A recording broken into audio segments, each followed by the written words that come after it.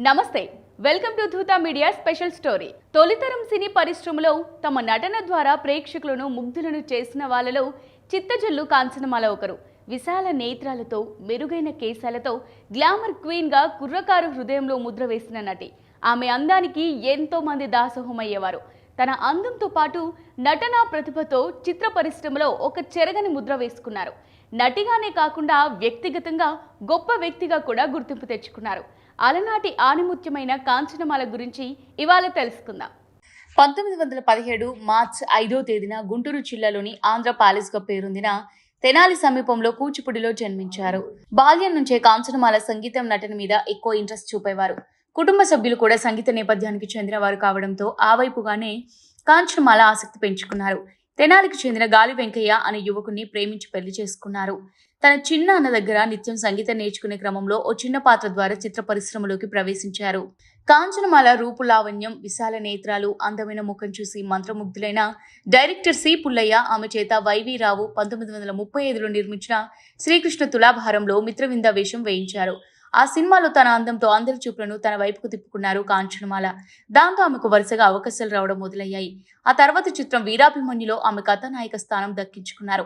ఆ తర్వాత వరుసగా విప్రనారాయణ, మల్లి పెళ్లి, మైరావణ, బాలనాగమ్మ వంటి సినిమాల్లో కథానాయిక పాత్ర పోషించారు. 1938లో విడుదలైన గృహలక్ష్మి సినిమాలో వ్యాంప్ పాత్రను పోషించి విమర్శకులు ప్రశంసలు అందుకున్నారు. ఆ పాత్రలో కూడా ఆమె పూర్తిగా ఒదిగిపోయి ప్రేక్షకులను తన నటనతో ముగ్ధుల్ని చేశారు. కులాంతర వివాహాల ఉద్యమాలు జరుగుతున్న సమయంలో కాంచనమాల నటించిన మాల పిల్ల చిత్రం విడుదలై సంచలనం సృష్టించింది. ఆ మూవీలో మొదటి భాగంలో నిరక్షరాస్యురాలిగా కనిపించగా రెండో భాగంలో విద్యావంతురాలిగా కనిపిస్తుంది. ఈ రెండు పాత్రల్లో వైవిధ్యం కనిపించి ప్రేక్షకుల ఆదరణ పొందారు. ముఖ్యంగా ఈ చిత్రంలో ఆమె స్లీవ్లెస్ జాకెట్ ధరించి చిరునవ్వుతో కాఫీ తాగే సన్నివేశం బాగా పాపులర్ అయింది. ఆ స్టిల్ ఎన్నో క్యాలెండర్ల మీద అచ్చయింది. ఆ విధంగా ఆమె తొలితరం గ్లామర్ క్వీన్ గా పేరు సంపాదించుకున్నారు. కాంచనమాల ఒక్కసారిగా ఎంత ఫేమస్ అయిందంటే అప్పట్లో ఆమె పేరు మీద చీరలు, గాజులు, జాకెట్లు అమ్ముడయ్యేవి.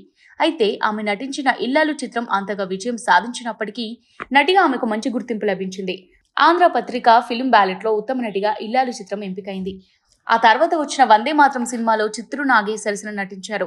అది నాగయ్యకు రెండో సినిమా. ఈ చిత్రంతో ఇటు నాగయ్య అటు కాంచనమాల ఇద్దరు మంచి పేరు తెచ్చుకున్నారు.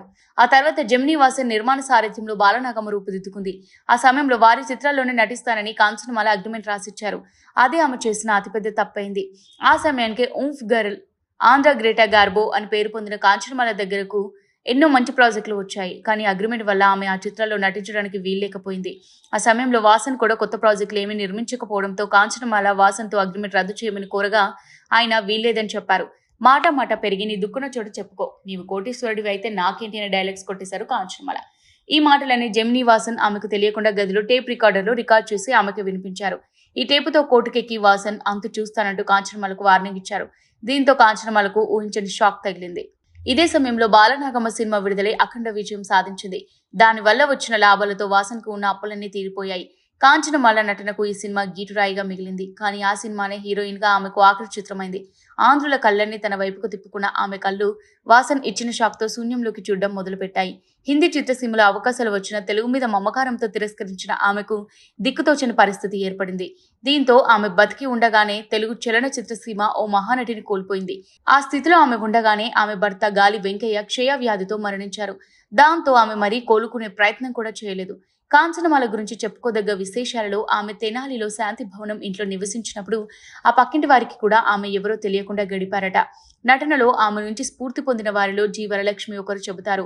తొలితరం నటీమణుల్లో ఒకరైన కృష్ణవేణి గారు తీసిన దాంపత్యం సినిమా సమయంలో కాంచనమాలపై ఉన్న అభిమానంతో ఆమె ఛాయాచిత్రాన్ని సెట్లో ఉంచారట.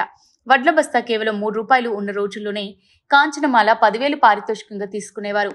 విప్లవ కవిగా పేరు పొందిన శ్రీశ్రీ కూడా కాంచనమాలపై అభిమానంతో అందమైన కవితలు అల్లారట. 1975లో ప్రపంచ తెలుగు మహాసభల్లో ఘన సత్కారం పొందిన ఈమె కళ్ళు తర్వాత ఆకాశాన్ని తప్ప మరేవైపు చూడలేదు. అయితే కాంచనమాల స్నేహితురాలు నటి లక్ష్మీరాజ్యం 1963లో నర్తనశాల చిత్రం నిర్మించారు.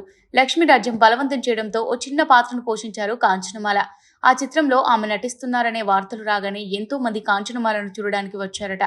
కానీ ఆమె ఎవరిని గుర్తుపట్టకపోగా మీరెవరూ తనకు తెలియదని చెప్పడంతో వారందరూ నిరాశతో వెనుదిరిగారు. దాదాపు 20 ఏళ్ల తర్వాత మేకప్ వేసుకున్న కాంచనమాలలో ఏమాత్రం ఆనందం కనిపించలేదు.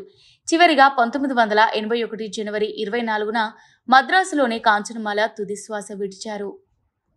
ఇది వాళ్ళ స్పెషల్ స్టోరీ. మరో స్పెషల్ స్టోరీతో మళ్ళీ కలుద్దాం. Keep watching Dhruta media.